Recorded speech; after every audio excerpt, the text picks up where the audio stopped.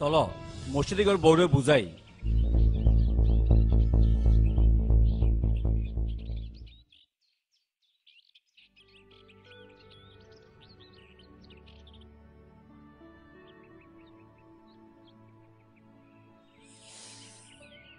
এটা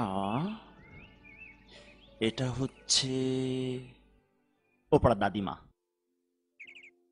কি আমার হাত দাদিমার মতো লাগলো? তা তা একটু লাগলো।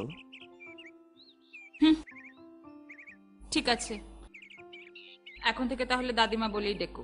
আচ্ছা ঠিক আছে। আবার শরিয়ার বই? কি পড়ো এত শরিয়ার বই? তো কি করব, সারাক্ষণ তো তুমি, বাবা, চাচা, নইলে খালা একেবারে গায়ের সাথে গা ঘেঁষে বসে থাকো। কি করব, বাবা আর খালা তো আমাকে ছাড়তেই চায় না। ওই করো তুমি, যাও। রাগ করেছো?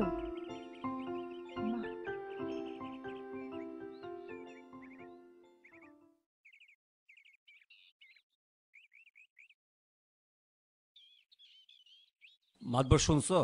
সুখবর আছে একটা, সুখবর। ক ক শুনি। আরে আল্লাহ সুফল তো হাতে নাতে ফলতা আছে। সুখবর না শুনতে শুনতে সুখবর মানে কি সেটা ভুলতে পারছি, বুঝছ?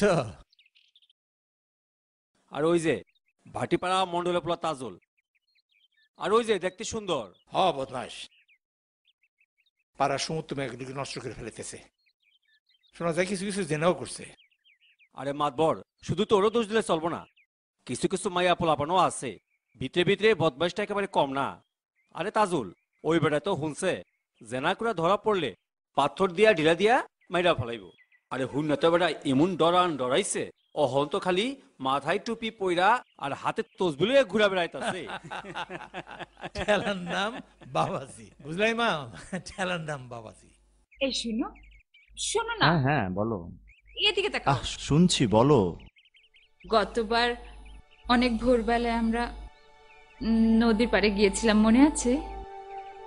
কই না তো। মনে নেই?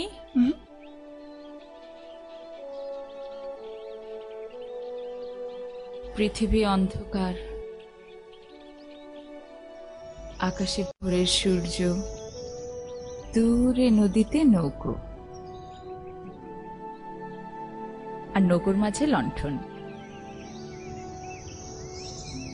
ঠান্ডা ঠান্ডা বাতাস, ঘন কাশফুল, অনেক দূরে পাখি।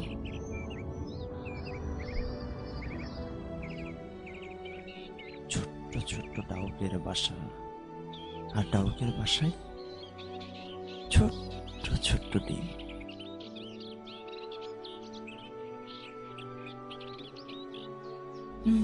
চলো না, কালকে ভোরে যাই আবার।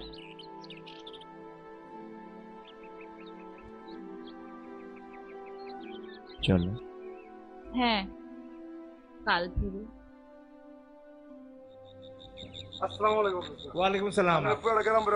কেন? হালিমা আর বউডারে মাইরা দুই ভাগ করে ফেলাইছে। কি হস কি তুই? আর হাতে একটা রক্ত মাখাতা। লা ইলাহা ইল্লা আনতা সুবহানাকা ইন্নী কুনতু মিনাজ জালিমিন। ইমাম চলো দেখি।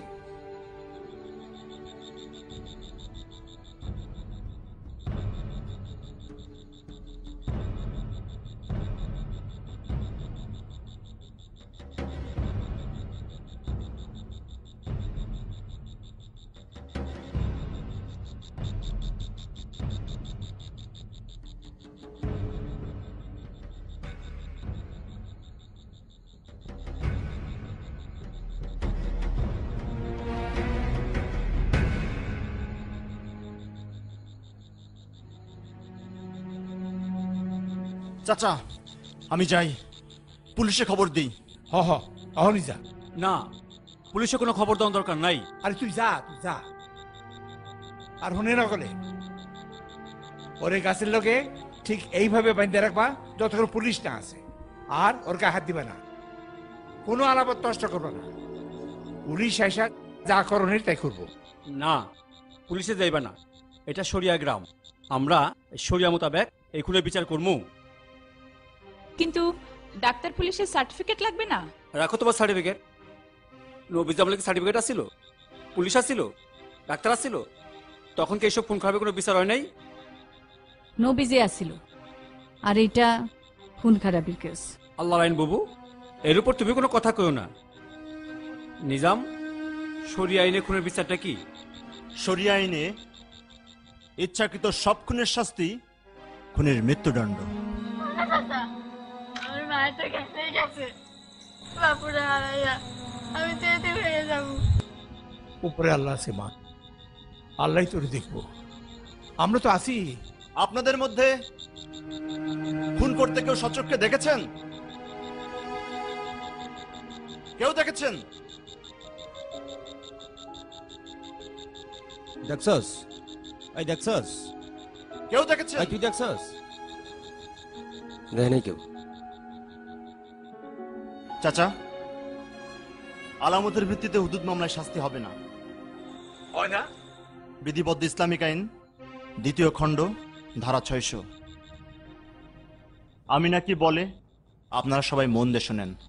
শরিয়া আইনের সাক্ষীর দরকার আছে। আমিনা, তুমি তোমার বাবার শাস্তি চাও না? না, চাই না। তার মানে তুমি তোমার বাবাকে মাফ করেছো? মাফ করছি, তার জন্য চাই না।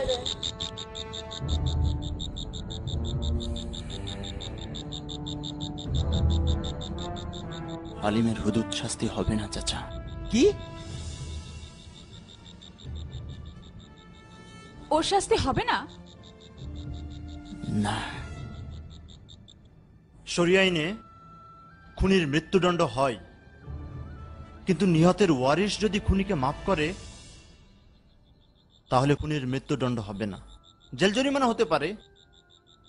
এটা হচ্ছে বিধিবদ্ধ ইসলামী আইন 1ম খণ্ড ধারা 46। কিন্তু বড়লোক খুনি তো নিহতের পরিবারকে টাকা দিয়ে ভয় দেখিয়ে তাদেরকে মাফ করাতে বাধ্য করতে পারে, তাই না?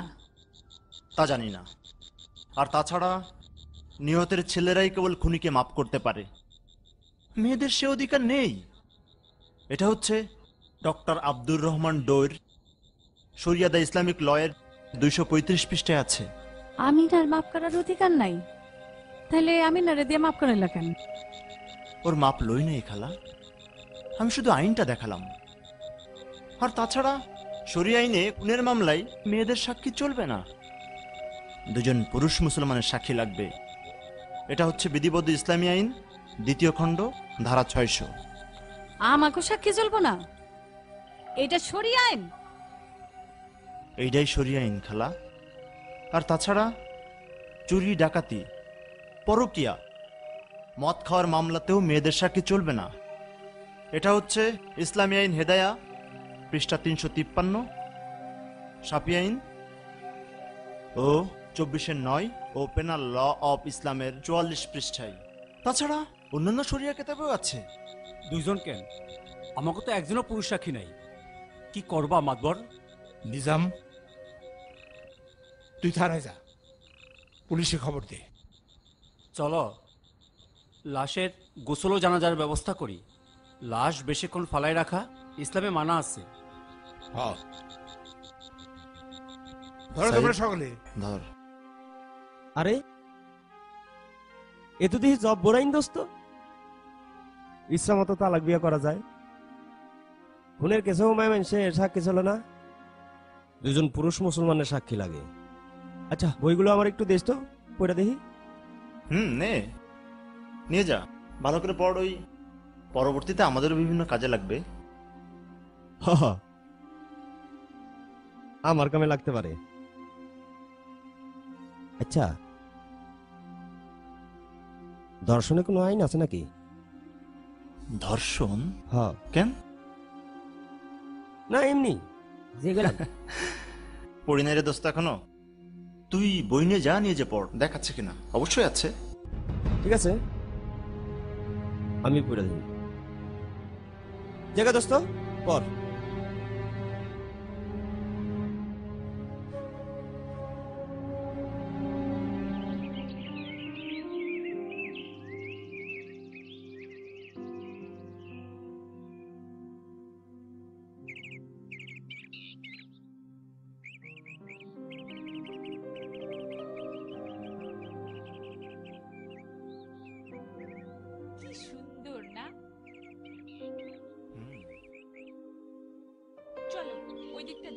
হ্যাঁ।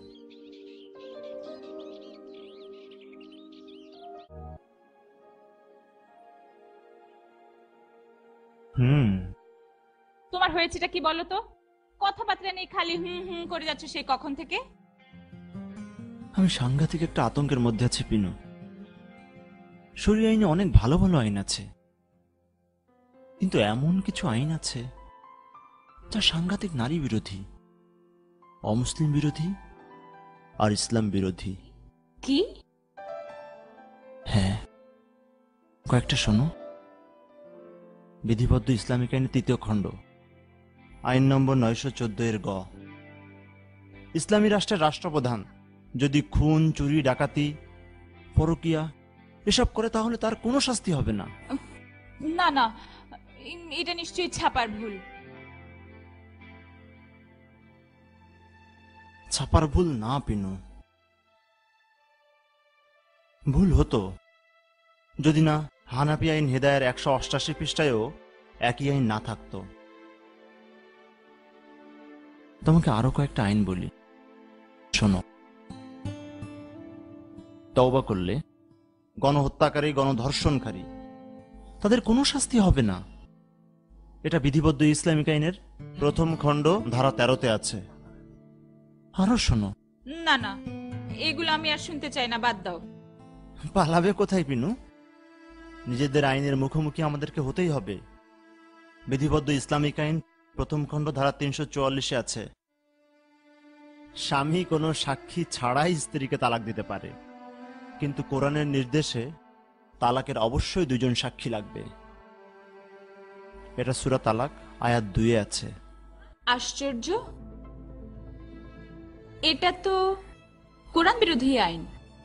বিনু, 1400 বছর ধরে আমরা কিতাবের আলোকে মানবাধিকারকে দেখেছি, আর এখন মানবাধিকারের আলোকে কেতাবকে দেখতে হবে।